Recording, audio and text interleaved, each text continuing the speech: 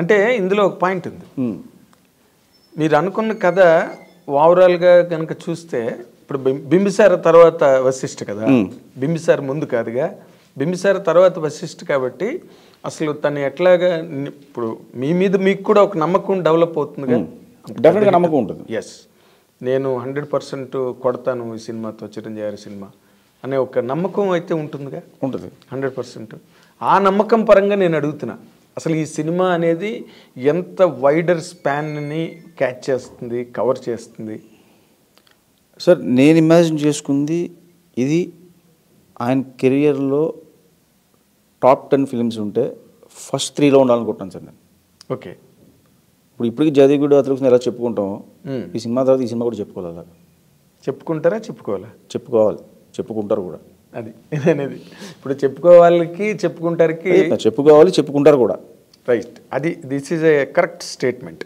ఎందుకంటే ఇప్పుడు మీ కథ నమ్మి ఒక చిరంజీవి గారు లాంటి అతిపెద్ద స్టార్, చాలా పెద్ద క్యాన్వాస్ చేసే సినిమా సార్. అవునా? అవుట్ ఆఫ్ బాక్స్లో బడ్జెట్స్ కానీ సెటప్స్ కానీ ఇవన్నీ కూడా. సో డెఫినెట్గా సెట్ వర్క్ పెద్ద రేంజ్లో ఉంటుంది. అవునా? సెట్ వర్క్స్ ఎక్కువ అండి దీనికి. అంటే ఒక కొత్త వరల్డ్ క్రియేట్ చేస్తున్నాం. ఓకే, ఆ వరల్డ్ అనేది లైక్ మనకి డిస్నీ ఫిలిమ్స్లో ఎలా ఉంటుందో అలాంటి ఒక వరల్డ్స్. ఓకే, ఆడియన్కి డెఫినెట్గా థ్రిల్ ఇస్తుంది అది. అది వేరే వరల్డ్లోకి వెళ్ళినట్టు. అవును అవును. బడ్జెట్స్ కూడా ఆ రేంజ్లోనే పేలుతాయి. డెఫినెట్గా మరి వేరే వరల్డ్కి వెళ్ళినప్పుడు బడ్జెట్ అవుతుంది కదండి. కదా, అది అంటే ఆడియన్స్ ఎంజాయ్ చేయడం అంటూ మొదలెడితే ఇంకా ప్రతి బిట్టు ఎంజాయ్ చేస్తారు డెఫినెట్గా. ఏదో ఒక బ్లాక్ బాగుందిరా, లేకపోతే ఫస్ట్ హాఫ్లో బాగుంది, సెకండ్ హాఫ్ బ్లాక్ బాగుంది అని అనుకుంటే అది వేరే. బట్ ఎవ్రీ బిట్ ఎప్పుడైతే ఎంజాయబుల్గా ఉంటుందో టేక్ ఆఫ్ దగ్గర నుంచి, కథపరంగా చెప్పాలి అంటే, కథపరంగా మాట్లాడుకోవాలంటే మీ కథను మీరు ఏం చెప్తారు సార్ ఆ కథ గురించి?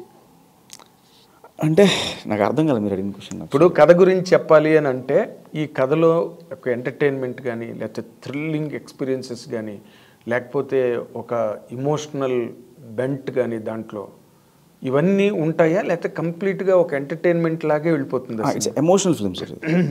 ఒక చిన్న ఎంటర్టైన్మెంట్తో స్టార్ట్ అయ్యి ఒక ఎమోషనల్గా ఒక ఫ్యాంటసీ వరల్డ్లోకి ఎంటర్ అవుతాం.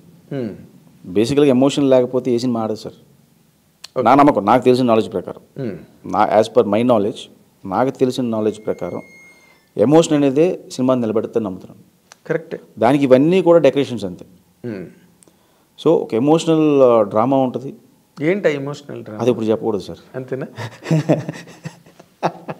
మీరు నెక్స్ట్ రిలీజ్ తర్వాత తీసుకోవాల్సిన ఇంటర్వ్యూ ఇప్పుడు తీసుకుంటున్నారు. అంటే ఇప్పుడు మళ్ళీ మీ ఇంటర్వ్యూ మీరు రిలీజ్ అయ్యి అంత పెద్ద హిట్ అయిన తర్వాత గ్యారంటీగా దాని మీద చాలా హై ఎక్స్పెక్టేషన్ ఉంది ఫిల్మ్ మీద. ఎందుకంటే మీరు బాగా బింబిసార్ బాగా హ్యాండిల్ చేశారు. ఆ నమ్మకం మీ మీద అభిమానులకు కానీ జనరల్ ట్రేడ్కి కానీ ఉంది. సో అప్పుడు మళ్ళీ నేను ఇంటర్వ్యూ చేస్తాను. ఇప్పుడు ఈ రెండు మ్యాచ్ చేస్తాను. అప్పుడు మీరు అడిగిన క్వశ్చన్ ఆన్సర్లు మీకు తెలుసు, సినిమాల్లోనే కనిపించిపోతుంది. మీరు చెప్పేది ఏముంది అప్పుడు? అది ఇప్పుడు చెప్తేనే దాని తాలూకు కిక్. ఇప్పుడు చెప్పప్పుడు అప్పుడు మేమే చెప్తాం. అది అప్పుడు మేమే చెప్తాం. ఆ సినిమాలో పాయింట్ ఏంటి, సినిమా చూసి it is too early to reveal sir. చాలా టైం ఉంది ఇంకా. Of course. ఇప్పుడు మెగా 156కి ఏవో కొన్ని టైటిల్స్, ఇందాకలో మీరు ముల్లోక వీరుడు, తర్వాత ఇంకేదో విశ్వంభర, ఇలాగ బయటకు వచ్చాయి. టైటిల్ అనౌన్స్మెంట్ అన్నది ఎంత దూరంలో ఉంది? ఏ టైటిల్ అవ్వచ్చు? ముల్లోక వీరుడు అవ్వచ్చా, విశ్వంభర కావచ్చా? చాలా దగ్గరలోనే ఉంది సార్. డెఫినెట్గా 3 ఆటల్లో ఒక టైటిల్. 3 ఉన్నాయా? మీరే చెప్పారు 3 ఉన్నాయని. అదే ముల్లోక వీరుడు అన్నారు, విశ్వంభర ఒకటి, తర్వాత జయదేవ్ వీరుని కథను కూడా రన్ అవుతుంది బయట. ఓకే, వాటిలో ఒకటి అవుతుంది. వాటిలో ఒకటి అవుతుంది. ఎప్పుడండి అనౌన్స్మెంట్? మోస్ట్లీ సంక్రాంతికి ఇవ్వచ్చు సార్. సంక్రాంతికి అంటే వర్క్ జరుగుతుంది దాన్ని బట్టి. అదే లాస్ట్ ఇయర్ సంక్రాంతికి వాల్టర్ వీరయ్య రిలీజ్ అయింది. 1 ఇయర్కి మళ్ళీ మీరు టైటిల్తో బయటకు వస్తాం, టైటిల్ రివీల్ చేస్తారు.